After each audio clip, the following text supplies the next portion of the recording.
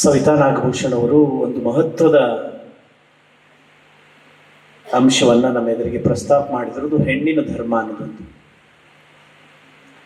ಜಗತ್ತಿಗೆ ಅನ್ವಯ ಆಗುವಂಥದ್ದು ಒಂದು ಹೆಣ್ಣಿನ ಧರ್ಮ ಇದೆ. ಅದು ಪ್ರಕೃತಿ. ನಾವು ಪ್ರಕೃತಿಯನ್ನ ನಿರಂತರವಾಗಿ ಹೆಣ್ಣು ಅಂತಲೇ ಬಂದಿರತಕ್ಕಂಥವ್ರು. ಆ ಪ್ರಕೃತಿ ಧರ್ಮವೇ ಹೆಣ್ಣಿಗೆ ಪೂರ್ಣವಾಗಿ ಅನ್ವಯ ಆಗ್ತದೆ. ಆದ್ರಿಂದ ಹೆಣ್ಣನ್ನ ಕೂಡ ಪ್ರಕೃತಿ ಅಂತಲೇ ನಾವು ಕರಿತೇವೆ.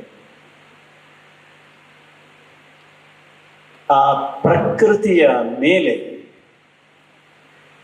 ನಾಗರಿಕ ಪ್ರಪಂಚದ ಅಟ್ಟಹಾಸಗಳು ಹೇಗೆ ನಡೀತಿದ್ದಾವೆ ಅನ್ನುವಂತಹದ್ದನ್ನ ರೂಪಾ ಹಸನ್ ಅವರು ಬಹಳ ಸೂಕ್ಷ್ಮವಾಗಿ ಹೇಳಿ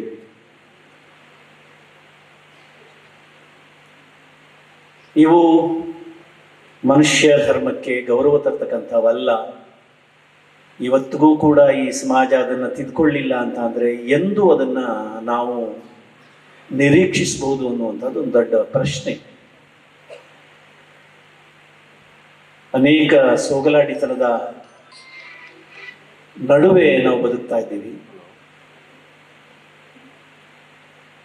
ಎಲ್ಲವೂ ಸೋಗಲಾಡಿತನವೇನು ಅನ್ನುವಂಥದ್ದೊಂದು ಸಹಜವಾದಂಥ ಅಸಹನೆಯನ್ನ ಹುಟ್ಟಾಕ್ಬಿಡುತ್ತೆ. ಅಷ್ಟರ ಮಟ್ಟಿಗೆ ಮಾತುಗಳು ಮೌಲ್ಯವನ್ನ ಕಳ್ಕೊಂಡ್ಬಿಟ್ಟಿದ್ದಾವೆ. ಅದಾಗಬಾರ್ದು ಅಂತ ಅಂದ್ರೆ ನಮ್ಮ ಮಾತುಗಳಿಗೆ ನಾವೇ ಮಿತಿಯನ್ನ ಹಾಕಬೇಕಾಗಿದೆ. ಈ ನಾಡಿನ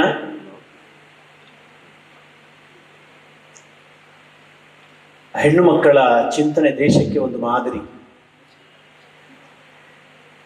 ಇವತ್ತಿಗೂ ದೇಶದ ಸಾಹಿತ್ಯ ವಲಯದಲ್ಲಿ ಕನ್ನಡದ ಬರಹಗಾರ್ತಿಯರ ಚಿಂತನೆ ಬಹಳ ಪ್ರಖರವಾಗಿದೆ ಅನ್ನುವಂಥ ಅಭಿಪ್ರಾಯವನ್ನು ಮೂಡಿಸಿದೆ.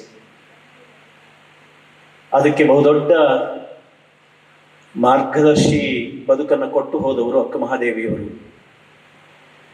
ಪ್ರಪಂಚದ ಮೊಟ್ಟ ಮೊದಲ ಸ್ತ್ರೀವಾದಿ ಎನ್ನುವಂತಹ ಕೀರ್ತಿಗೆ ಪಾತ್ರರಾದವರು. ಅದಕ್ಕೂ ಮಿಗಿಲಾದ ಒಂದು ಸಂಗತಿ, ಕನ್ನಡ ನಾಡಿನಲ್ಲಿ ಆ ಹೆಣ್ಣಿನ ಪರವಾದಂತಹದ್ದೊಂದು ಚಿಂತನೆಯನ್ನು ಹುಟ್ಟು ಹಾಕಿದಂತಹ ಲೇಖಕಿಯರಲ್ಲಿ ಬಹಳ ಪ್ರಧಾನರಾದವರು ನಮ್ಮ ನಿರೂಪಕಿಯವರು ನೆನಪಿಸಿಕೊಂಡ ಹಾಗೆ ವಿಜಯದಬ್ಬಯ್ಯವರು ಈ ಜಿಲ್ಲೆಯ ಹೆಣ್ಣು ಮಗಳು. ಹಾಗಾಗಿ ಈ ಜಿಲ್ಲೆಗೆ, ಈ ನಾಡಿಗೆ ಒಂದು ಗಟ್ಟಿ ಚಿಂತನೆಗಳನ್ನು ಕೊಡ್ತಕ್ಕಂತಹ ಶಕ್ತಿ ಇದೆ.